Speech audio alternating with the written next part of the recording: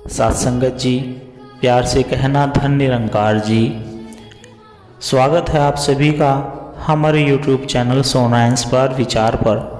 इस वीडियो की शुरुआत करने से पहले दास आपसे हाथ जोड़कर एक भावपूर्ण निवेदन करना चाहता है।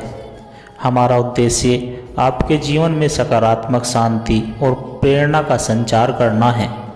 हर रोज़ हम आपके लिए एक नई प्रेरणादायक वीडियो लाते हैं। इन वीडियो के माध्यम से हम आपके जीवन में आत्मविश्वास, शांति और प्रेम का संदेश पहुंचाना चाहते हैं। आपसे निवेदन है, कृपया हमारे चैनल को सब्सक्राइब करें और नोटिफिकेशन को ऑन करना न भूलें, जिससे कि आप किसी भी अनमोल साखी, सत्संग या संदेश से वंचित न रहे।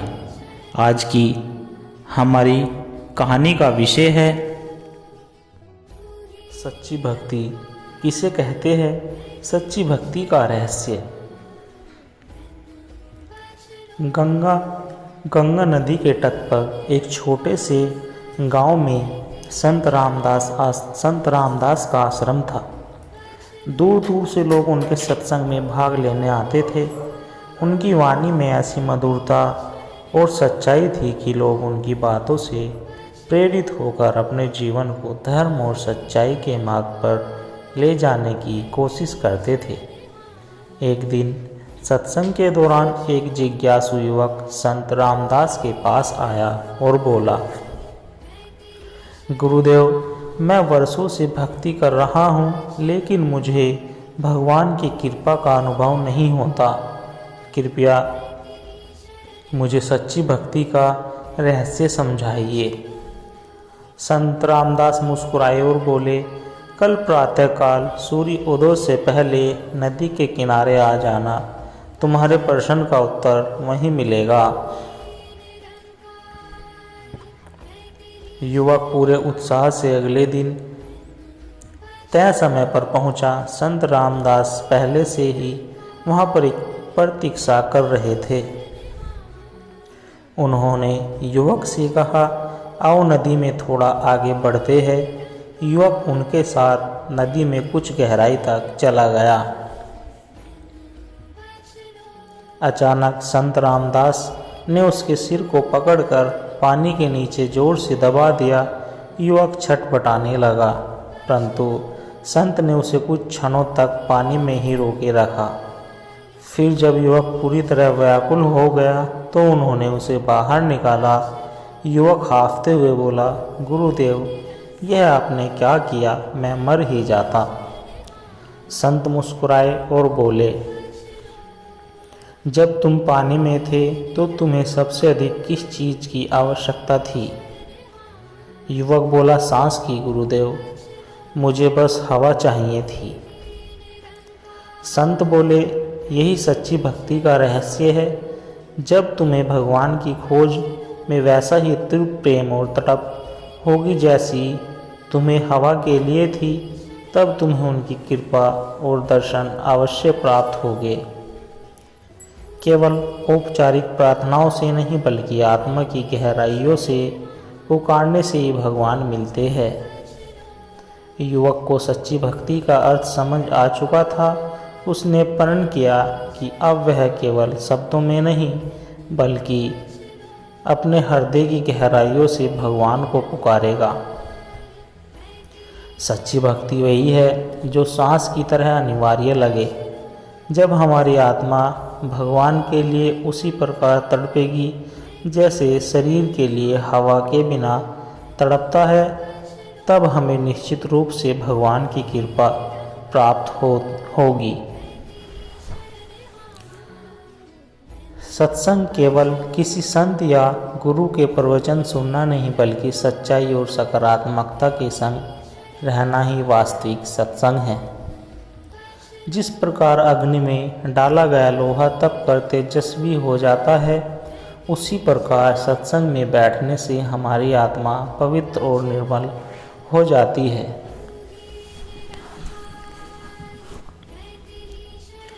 सत्संग मन को स्वच्छ करता है। जैसे सूरज की किरणें अंधकार को मिटा देती है, जब मन निर्मल होगा तभी ईश्वर का साक्षात्कार संभव होगा। सच्चे संत वे ही होते हैं जो हमें बाहरी आडंबर से हटाकर आत्मज्ञान की ओर प्रेरित करे। वे हमें सत्य की ओर ले जाते हैं, न किसी चमत्कार की ओर। यदि जीवन में कोई सच्चा संत या गुरु मिल जाए तो उसे कभी नहीं छोड़े। उनके वचनों में ही जीवन की सच्ची शिक्षा छिपी होती है। सत्संग हमें भगवान से जोड़ता है क्योंकि वहाँ से हमें सच्ची भक्ति की प्रेरणा मिलती है। बिना सत्संग के भक्ति अधूरी रह जाती है। जैसे बिना हवा के जीवन संभव नहीं, वैसे ही बिना ध्यान और सत्संग के आत्मिक उन्नति संभव नहीं है। जिस व्यक्ति का मन अशांत हो, जिसे जीवन में कोई राह न मिल रही हो, उसे सत्संग में बैठकर आत्म शांति और मार्गदर्शन मिल सकता है। सत्संग हमें सिखाता है कि सच्चा सुख बाहरी वस्तुओं में नहीं बल्कि आत्मा की शुद्धि में है। सत्संगत करिए साधु की, हरि कथा सुनाए, सुमरन करिए राम का, भवसागर तर जाए। सत्संग केवल ज्ञान प्राप्ति का माध्यम नहीं बल्कि आत्मा के उत्थान और जीवन के अंधकार को दूर करने का सर्वोत्तम उपाय है। जो सत्संग से जुड़ा है वह सच्चे आनंद, शांति और मोक्ष के मार्ग पर अग्रसर होता है। सच्चा संत और राजा का अभिमान। बहुत समय पहले की बात है, एक प्रतापी राजा था जो अपनी शक्ति और वैभव के कारण अत्यंत अभिमानी हो गया था। उसे लगता था कि उसके राज्य में उससे बड़ा और कोई नहीं है।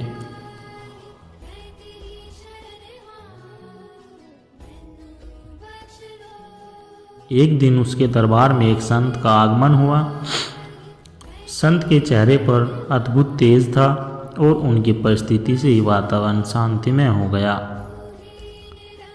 राजा ने संत का स्वागत किया और गर्व से कहा, मैं इस राज्य का सबसे बड़ा शक्तिशाली व्यक्ति हूँ। मुझसे बड़ा यहाँ और कोई नहीं है। संत मुस्कुराए और बोले, राजन, शक्ति और वैभव नश्वर है। असली ताकत भौतिक चीज़ों में नहीं बल्कि आत्मा की शुद्धि में है। क्या आप सच में सबसे शक्तिशाली हैं? राजा को संत की बातों पर क्रोध आया, लेकिन वह संयम रखते हुए बोला, मुझे यह सिद्ध करने के लिए क्या करना होगा? संत ने कहा, अगर आप सबसे शक्तिशाली हैं तो अपने जीवन और मृत्यु को नियंत्रित करके दिखाइए। अपने शरीर को अमर बना लीजिए। राजा चौंक गया और बोला, यह असंभव है। मृत्यु तो सभी को आनी ही है। संत बोले, तो फिर आप सबसे शक्तिशाली कैसे हुए?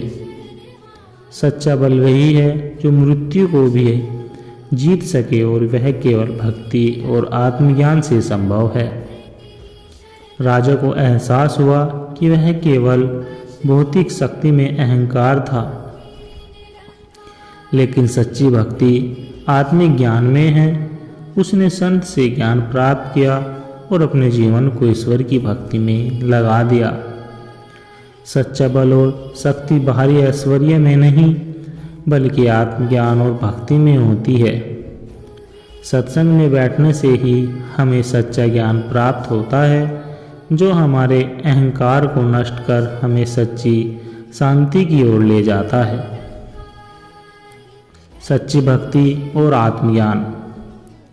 बहुत समय पहले की बात है, हिमालय की गहरी घाटियों में स्थित एक आश्रम में महात्मा राघवदास जी का निवास था। वे बड़े ज्ञानी और करुणाशील संत थे। उनके सत्संग में दूर दूर से लोग आत्मज्ञान प्राप्त करने के लिए आते थे। एक दिन एक धनी व्यापारी, एक निर्धन किसान और एक अहंकारी विद्वान उनके सत्संग में आए। सभी को अलग अलग प्रश्न थे, लेकिन उत्तर एक ही था, धन से मुक्ति मिल सकती है। व्यापारी ने महात्मा जी से पूछा, गुरुदेव, मैंने अपने जीवन में बहुत धन कमाया है, लेकिन फिर भी मुझे संतोष नहीं मिलता। क्या धन से मुक्ति मिल सकती है? महात्मा जी मुस्कुराए और बोले, बेटा नदी में पानी है, लेकिन अगर नाव में पानी भर जाए तो वह डूब जाएगी। इसी तरह धन अगर जीवन में साधन की तरह रहे तो अच्छा है, लेकिन यदि वह मन में अहंकार और लोभ भर दे तो व्यक्ति डूब जाता है। सच्ची मुक्ति धन से नहीं बल्कि त्याग और संतोष से मिलती है। व्यापारी ने सिर झुका लिया। उसने समझ लिया कि धन स्वयं में समस्या नहीं बल्कि उसका मोह ही बंधन का कारण है। दूसरा प्रश्न, सच्ची भक्ति क्या है? किसान ने प्रश्न किया, गुरुदेव मैं दिन रात कठिन परिश्रम करता हूँ और भगवान का नाम लेता हूँ, लेकिन फिर भी दुख और कष्ट मेरा पीछा नहीं छोड़ते। क्या मेरी भक्ति सच्ची नहीं है? महात्मा जी ने एक पात्र में पानी मंगवाया और उसमें एक पत्थर डाल दिया। फिर बोले, इस पानी में शक्कर डालो। किसान ने वैसा ही किया। महात्मा जी ने पानी को हिलाया और किसान से पूछा, अब शक्कर कहाँ है? किसान बोला, गुरुदेव शक्कर तो पानी में घुल गई।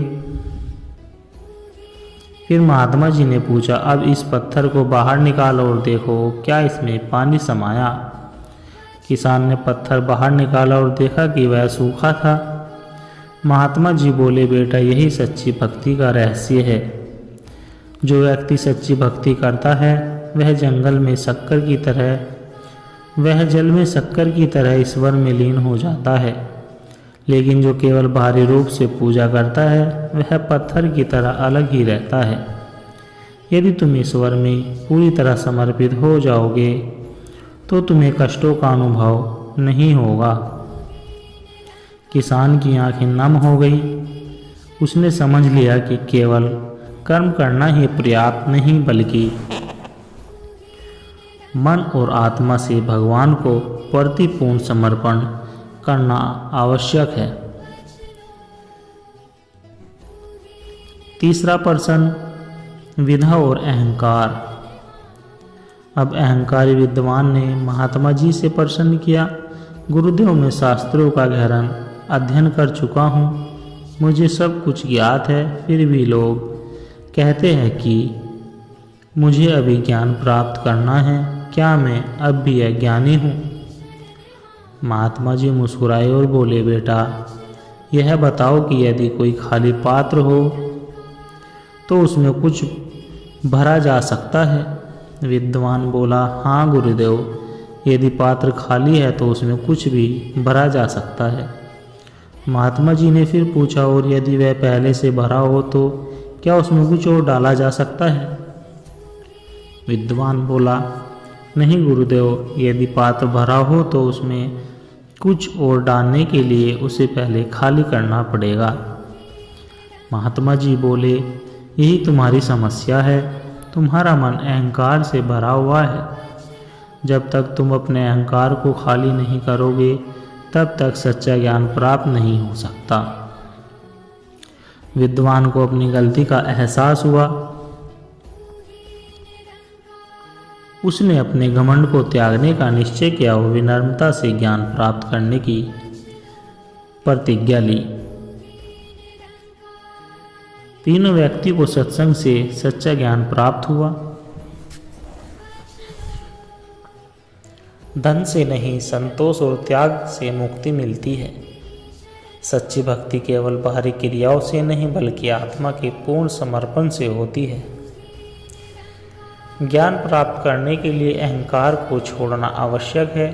जो सत्संग में जाता है वह केवल शारीरिक रूप से नहीं बल्कि मन और आत्मा से भी वहाँ होना चाहिए, तभी सच्चे ज्ञान और शांति की प्राप्ति होती है। जीवन को प्रकाशित करने वाले अनमोल वचन। जैसे सूर्य की रोशनी अहंकार को मिटा देती है, वैसे ही सत्संग मन और आत्मा के अज्ञान को नष्ट कर देता है। सत्संग में बैठकर केवल सुनना ही पर्याप्त नहीं बल्कि उसमें कही गई बातों को अपने जीवन में उतारना ही सच्चा सत्संग है। सत्संग का अर्थ है सत्य का संग। यानी सच्चे संतों और सत्संगी विचारों के साथ रहना।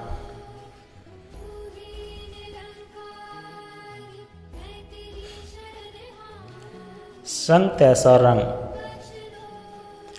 रंग, जिसका संग करोगे वैसा ही प्रभाव तुम पर पड़ेगा। यदि सच्चे संतों का संग करोगे तो आत्मा पवित्र और शांत होगी। जैसे जल में कमल खिलता है और जल में रहकर भी गीला नहीं होता, वैसे ही सत्संग से संसार में रहते हुए भी व्यक्ति निर्लिप्त रह सकता है।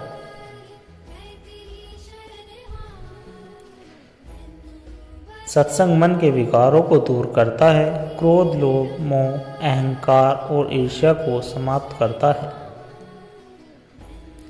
सत्संग भक्ति का द्वार खोलता है। बिना सत्संग के भक्ति अधूरी रह जाती है। राम नाम जपना परमार्थ कमाना। केवल नाम जपने से कुछ नहीं होगा जब तक जीवन में प्रेम, करुणा और सेवा नहीं आएगी। सच्चा सत्संग वही है जहाँ ईश्वर की महिमा के साथ साथ सेवा, त्याग और करुणा का पाठ पढ़ाया जाए। सत्संग का प्रभाव ऐसे होता है जैसे मिट्टी के पात्र में धीरे धीरे पानी भरता है। समय के साथ मन में सकारात्मक परिवर्तन आने लगते हैं।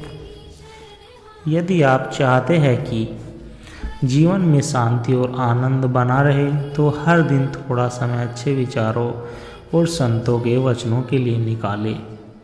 एक घड़ी आदि में पूनी याद, तुलसी संगत, साधु की हरे कोटि अपराध। संतों का संग यदि थोड़ा भी मिल जाए तो जीवन में असंख्य पाप नष्ट हो जाएंगे। सत्संग और अहंकार का नाश। सच्चा ज्ञान वही है जो अहंकार को समाप्त कर देता है। यदि ज्ञान प्राप्त कर भी अभिमान बढ़े तो वह सच्चा ज्ञान नहीं बल्कि बोझ बन जाता है। गुरु बिना ज्ञान नहीं और सत्संग बिना विवेक नहीं।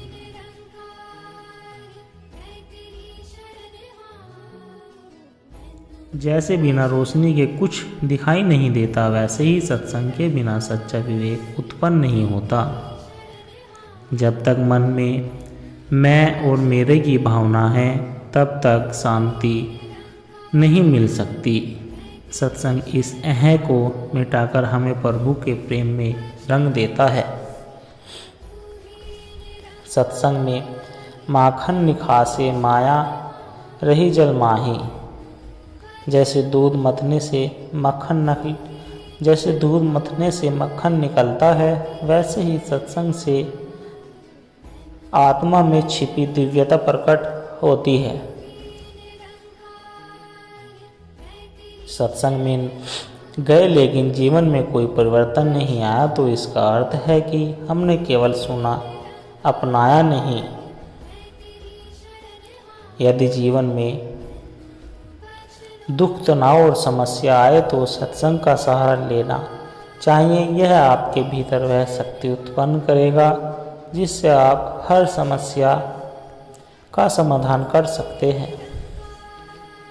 संत मिले सत्संग में, रमता राम रसाल, साचो साहिब पाइए बिन सत्संग निहाल। संतों का संग करने से ही सच्चे स्वर्ग की प्राप्ति संभव है।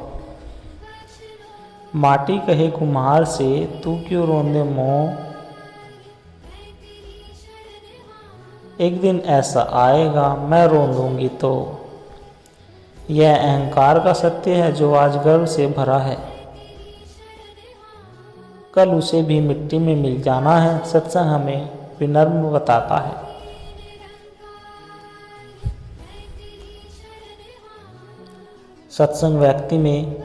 जो व्यक्ति सत्संग में आता है उसकी आत्मा धीरे धीरे शुद्ध होने लगती है। सत्संग हमें याद दिलाता है कि यह संसार नश्वर है और सारी पूंजी केवल प्रभु नाम और सत्कर्म है। यह 3 विष की बेलरी, गुरु अमृत की खान, शीश दिए जो गुरु मिले तो भी सस्ता जान। यदि जीवन में कोई सच्चा गुरु मिल जाए तो अपने अहंकार का बलिदान कर देना न भूले। सत्संग जीवन का दीपक है जो अज्ञान के अंधकार को मिटाकर हमें सच्चे आनंद की ओर केवल सुनना पर्याप्त नहीं, उसे अपने आचरण में उतारना ही सच्चा सत्संग है। ईश्वर की कृपा पाने का सबसे सरल मार्ग सत्संग, सेवा और भक्ति है।